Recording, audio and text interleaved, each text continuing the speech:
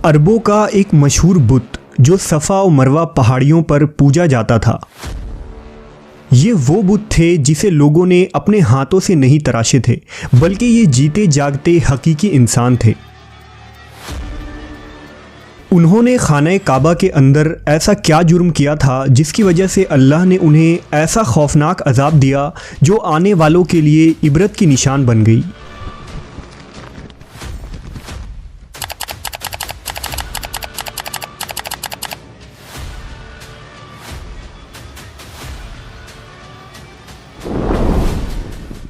जब से खाना काबा तामीर हुआ तब से लेकर अब तक जिसने भी बैतुल्लाह की बेहुरमती की या बेहुरमती करने की कोशिश की तो अल्लाह ने उनका वो हशर किया कि रहती दुनिया तक इबरत का निशान बनकर रह गए, फिर चाहे वो दुनिया का ताकतवर बादशाह अब्रहा और उसके हाथियों का लश्कर ही क्यों ना हो।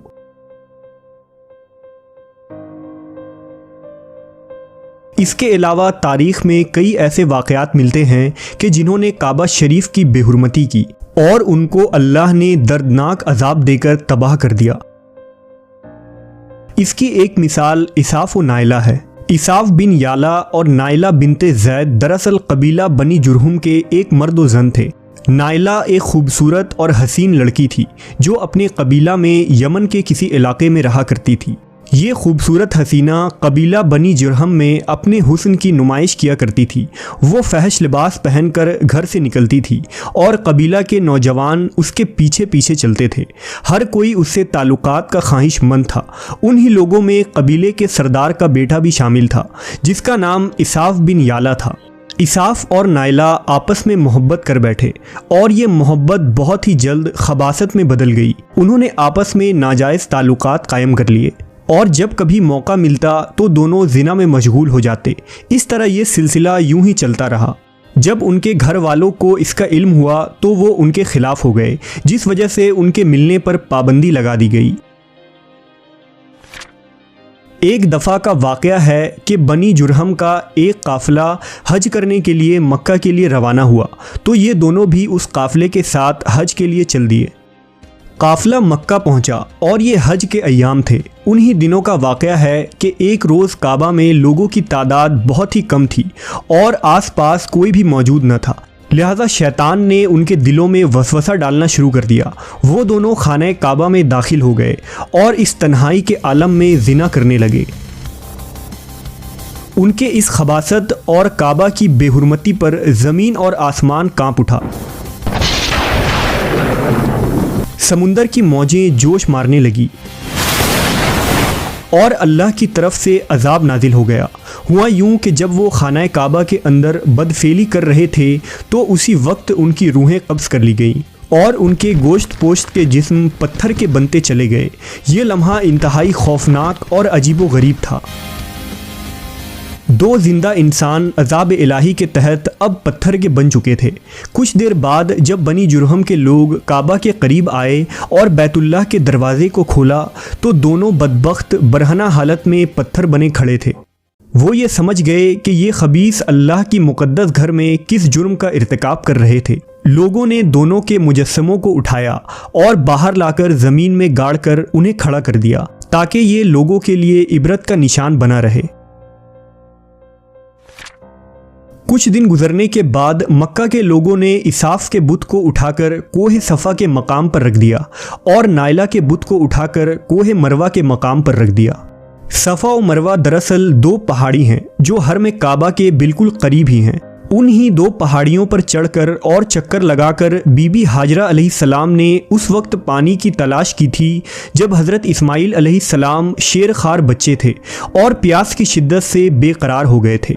इसलिए ज़माना कदीम से ये दोनों पहाड़ियाँ बहुत मुक़द्दस मानी जाती थीं और हाजी उन पर चढ़कर बड़े एहतराम और जज्बा अक़ीदत के साथ तवाफ़ किया करते थे।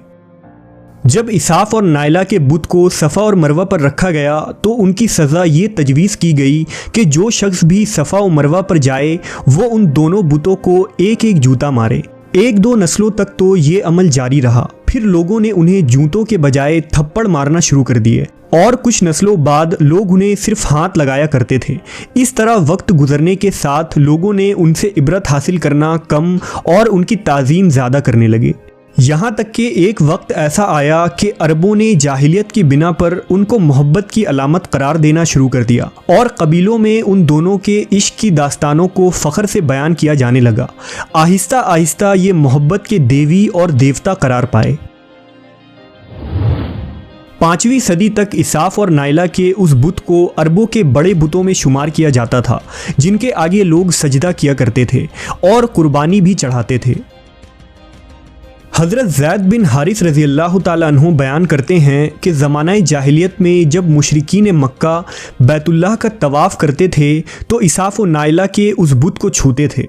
मैं एक दफ़ा रसूल अल्लाह सल्लल्लाहु अलैहि वसल्लम के साथ बैतुल्लाह का तवाफ़ कर रहा था, लिहाजा जब मैं उन बुतों के पास से गुज़रा तो उनको छुआ। इस पर आप सल्लल्लाहु अलैहि वसल्लम ने मुझको उन बुतों को छूने से मना किया। मैंने अपने दिल में कहा कि देखूं तो सही कि छूने से होता क्या है, इसलिए दोबारा उनको छुआ। आप सल्लल्लाहु अलैहि वसल्लम ने दोबारा ज़रा सख्ती से मना करते हुए फरमाया, क्या तुमको मना नहीं किया था? हज़रत ज़ैद फरमाते हैं कि अल्लाह की कसम, उसके बाद कभी किसी बुत को मैंने हाथ नहीं लगाया और मैं कसम खाकर कहता हूँ कि नबी सल्लल्लाहु अलैहि वसल्लम ने कभी भी किसी बुत को नहीं छुआ था, यहाँ तक कि अल्लाह ने आपको नबूवत अता फरमा दी और आप पर वही नाजिल होने लगी। एक दिन रुश्द हिदायत का एक सूरज तुलू हुआ जिससे ये पूरा खत्ता जगमगा उठा। हुजूर पाक सल्लल्लाहु अलैहि वसल्लम नबूवत के ओहदे पर फायज हुए। आप सल्लल्लाहु अलैहि वसल्लम ने दावत व तबलीग का काम शुरू किया। 10 हिजरी में जब अल्लाह ने अरब में दीन इस्लाम को गालिब किया और मोहम्मद सल्लल्लाहु अलैहि वसल्लम ने मक्का फ़तह किया तो आप फ़तह के बाद हरम शरीफ में दाखिल हुए और आपने अपने भाई हज़रत अली के साथ मिलकर तमाम छोटे बड़े बुतों को तोड़ डाला।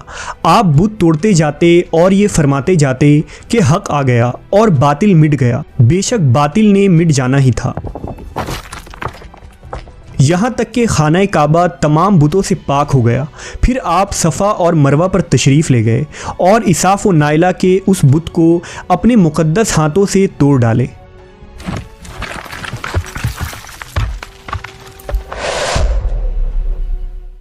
हमने देखा कि इसाफ व नाइला के इस बुत को लोगों ने बतौर इबरत सफ़ा और मरवा पर रखा था, लेकिन शैतान ने उन्हें ऐसा गुमराह किया कि वो उनकी पूजा करने लगे। सिर्फ यही नहीं बल्कि ज़िना जैसे बदतरीन जुर्म जिसे काबा शरीफ के अंदर किया गया था, लोग इस दास्तान को फ़ख्र के तौर पर बयान करने लगे। होना तो ये चाहिए था कि उनके इस बदफेली पर लानत की जाती, लेकिन अरबों ने इस गुनाह को दास्तान इश्क बना दिया और इसाफ व नाइला को एक रोल मॉडल के तौर पर पेश करने लगे। बिल्कुल इसी तरह आज के इस फितने भरे दौर में यही कुछ हालात नज़र आते हैं, जहां अगर कोई शख्स किसी तरह का संगीन जुर्म करे तो लोग उसे हीरो की तरह बतौर नमूना पेश करते हैं। फ्रीडम, आज़ादी ख्याल और लिबरलिज़म के नाम पर हर तरह की खबासत और बुराई को खूबसूरत अंदाज में पेश करके उसकी भरपूर तायीद की जाती है। अल्लाह रब्बुल इज़्ज़त से दुआ है कि अल्लाह हमें हर किस्म की बुराइयों और फितनों से महफूज रखे और शैतान लईन के वसवसों और चालों से हिफाजत फरमाए।